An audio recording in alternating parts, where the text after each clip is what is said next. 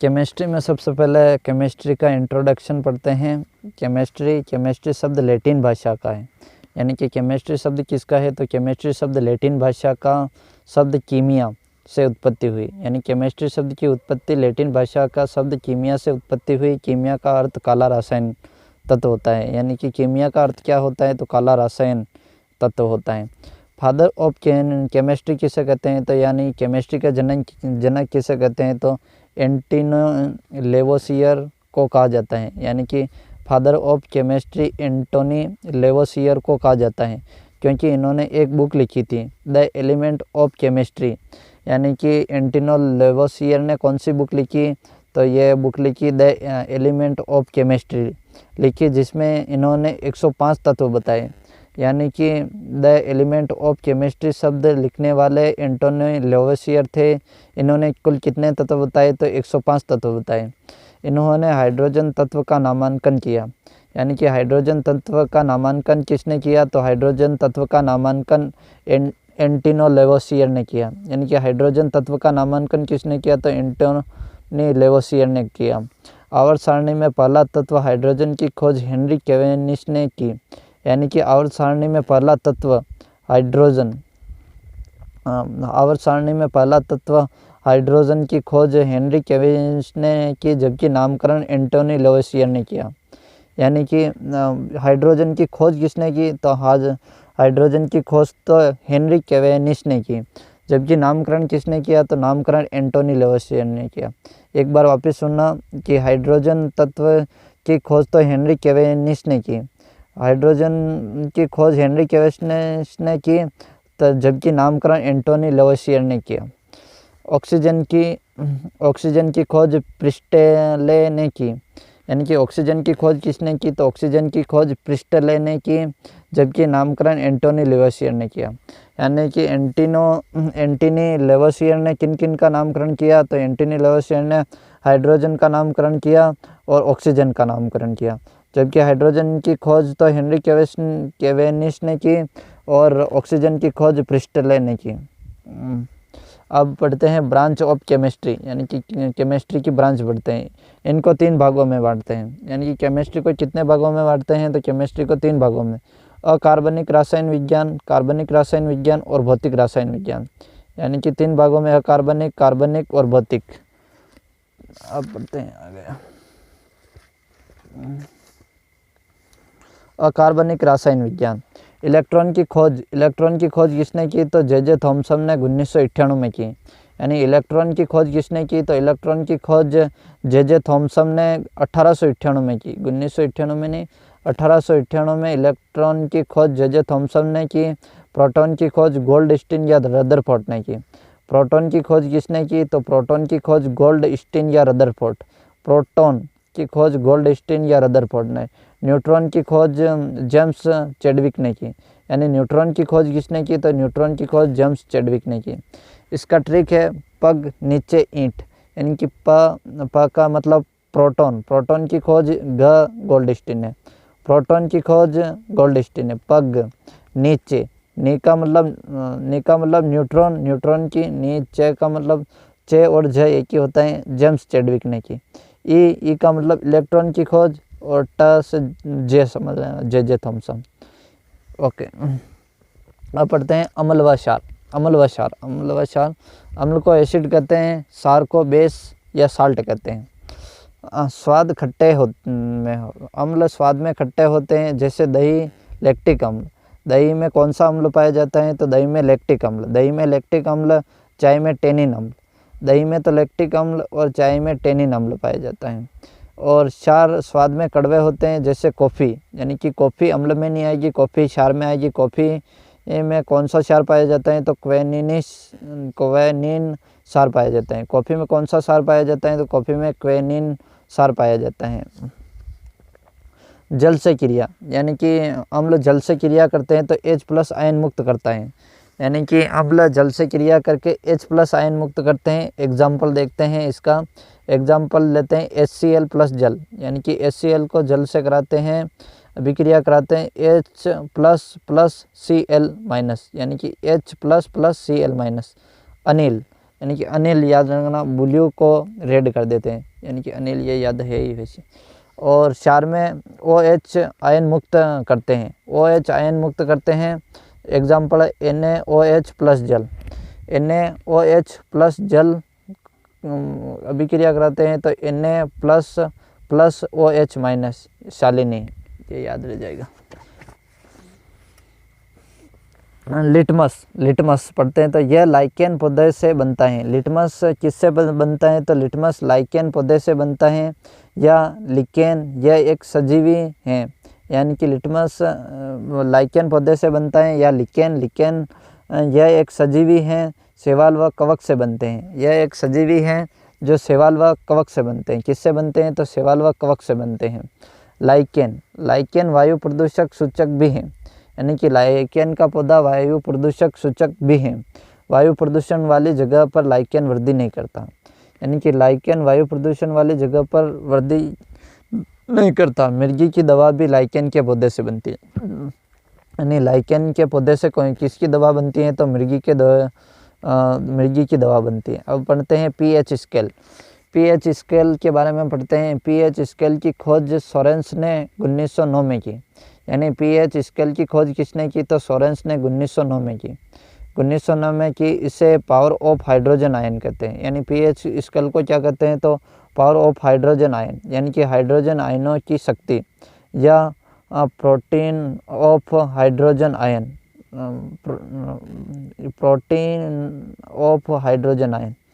PH अम्ल व क्षार के बारे में जानकारी देता है। पीएच स्केल किसके बारे में जानकारी देता है तो पीएच स्केल अम्ल व क्षार के बारे में जानकारी देता है। ये 2 मिनट ठहरना, मैं जूम कर लेता हूँ। जूम से जो है ना ठीक दिखेगा, ज़्यादा जूम हो गए। 2 मिनट बस। अब पढ़ते हैं जैसे 0 से 14 तक है।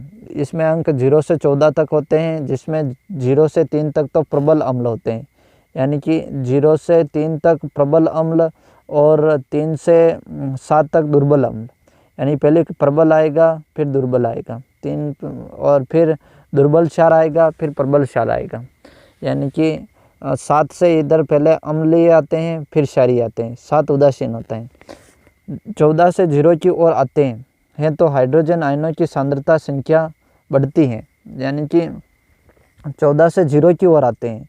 14 से यानी कि 14 से 0 की ओर आते हैं तो हाइड्रोजन आयनों की सांद्रता संख्या बढ़ती है, यानी कि इधर से इधर आएंगे तो हाइड्रोजन आयनों की सांद्रता बढ़ेगी। ओके।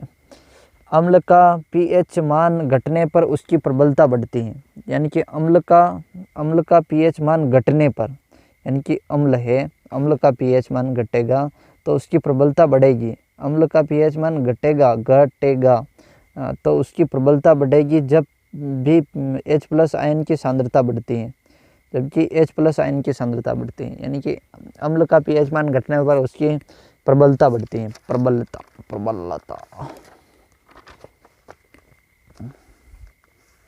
क्षार का पीएच मान बढ़ने पर उसकी प्रबलता बढ़ती है। क्षार का पीएच मान बढ़ने पर, यानी कि क्षार का पीएच मान, क्षार वहाँ पर अम्ल था, क्षार का पीएच मान बढ़ने पर उसकी प्रबलता बढ़ती है। H+ आयन की सांद्रता में कमी। प्रबल अम्ल सांद्र में HCl, यानी कि प्रबल अम्ल सांद्र HCl, सबसे अधिक प्रबल अम्ल, यानी कि सबसे अधिक प्रबल अम्ल कौन सा है तो HCl सांद्र। इसका pH 0, H2SO4 बराबर pH 1 और HNO3 बराबर 1.5। अच्छा। दुर्बल अम्ल लैक्टिक अम्ल, ऑक्सैलिक अम्ल, कार्बनिक अम्ल, टार्ट्रिक अम्ल जो कि इमली में होता है, यानी कि दुर्बल अम्ल में लैक्टिक अम्ल, ऑक्सैलिक अम्ल, कार्बनिक अम्ल, टार्ट्रिक अम्ल जो कि इमली में होता है। प्रबल क्षार में प्रबल क्षार NaOH बराबर 14, KOH बराबर 12.5, मिल्क ऑफ मैग्नीशिया 10.5, यानी कि NaOH में कितना pH होता है तो 14 होता है। सबसे प्रबल क्षार, यानी कि क्षार है 14 होता है। NaOH में 14, KOH में 12.5, मिल्क ऑफ मैग्नीशिया में pH 10.5।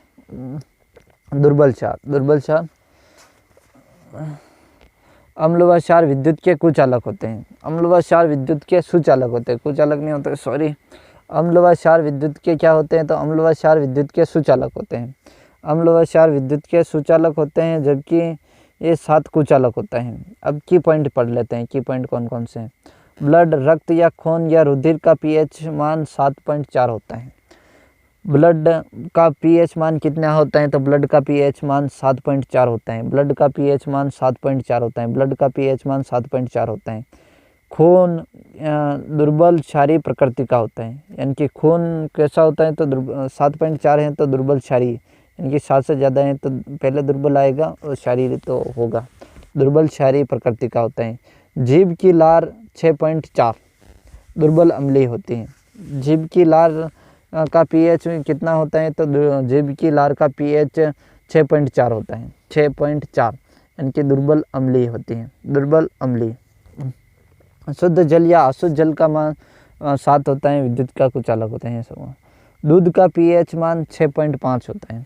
दूध का पीएच मान कितना होता है, तो दूध का पीएच मान 6.5 होता है, हल्का अम्लीय होता है, यानी कि दूध का पीएच मान 6.5 होता है, जो कि हल्का अम्लीय होता है। इसमें लैक्टिक अम्ल पाया जाता है, यानी कि दूध में कौन सा अम्ल पाया जाता है, तो दूध में लैक्टिक अम्ल पाया जाता है, दूध में लैक्टिक अम्ल। समुद्री पानी का पीएच मान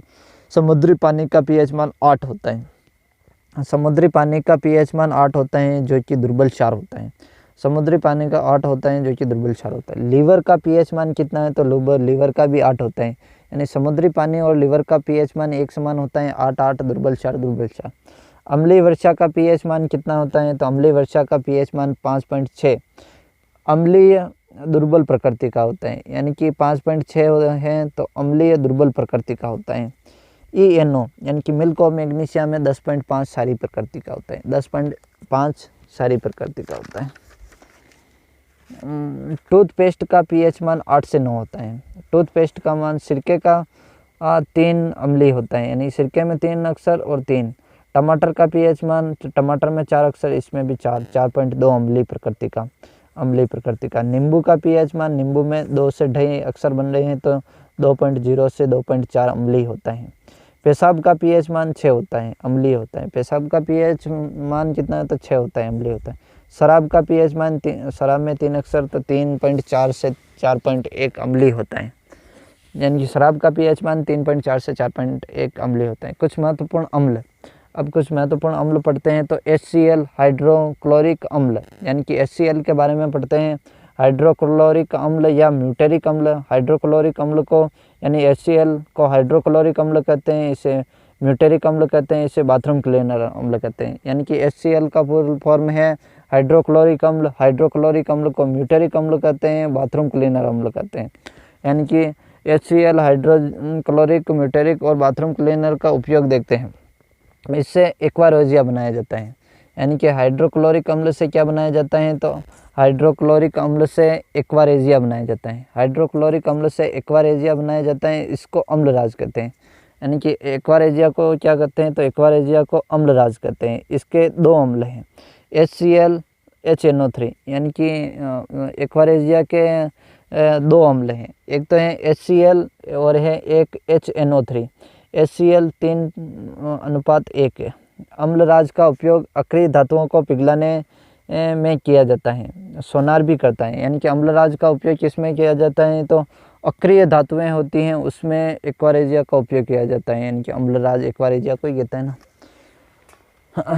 आमाशय में भी HCl पाया जाता है, यानी कि आमाशय में भी HCl पाया जाता है, ये बायोलॉजी का टॉपिक है, उनमें भी देख लेना। आमाशय में भी HCl पाया जाता है, एंजाइम को सक्रिय करता है, यानी कि आमाशय में HCl एंजाइम को सक्रिय करता है। आमाशय में HCl plus pepsin plus rennin मिलकर जठर रस का निर्माण करते हैं, यानी कि आमाशय में HCl plus pepsin plus rennin मिलकर जठर रस का निर्माण करते हैं। आमाशय का pH 1 से 2 pH होता है, यानी कि आमाशय का कितना pH होता है, तो 1 से 2 pH होता है। सूक्ष्म जीवों को मारता है, यानी कि HCl किसको मारता है HCl सूक्ष्म जीवों को मारता है, सूक्ष्म जीवों को मारता है। इससे